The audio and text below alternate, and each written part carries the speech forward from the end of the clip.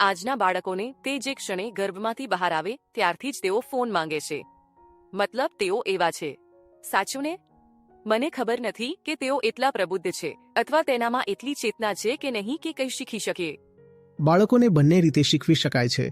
તમે બાળકને કોઈ એવી વાત કહો જે તેને ખબર ન હોય તો તે આંખો પહોળી કરીને તમને આમ જુએ છે. તેમાં કંઈક એવું છે જે જાગૃત થવાની રાહ જોઈ રહ્યું હોય છે. જિજ્ઞાસા. હું એવા બાળકોને જાણું છું જેમણે સરકાર દ્વારા પ્રાયોજિત કરવામાં આવેલી એક જાહેરાત જોઈ હતી જેમાં બતાવવામાં આવ્યું હતું કે તમે તમાકુ ચાવતા હોય તો તમને કેન્સર થશે.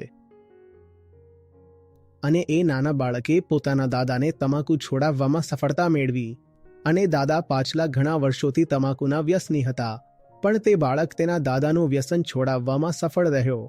તો એટલે જ કહેવાય છે ને કે બાળકોમાં ઘણી શક્તિ હોય છે કારણ કે તેઓ હજી સુધી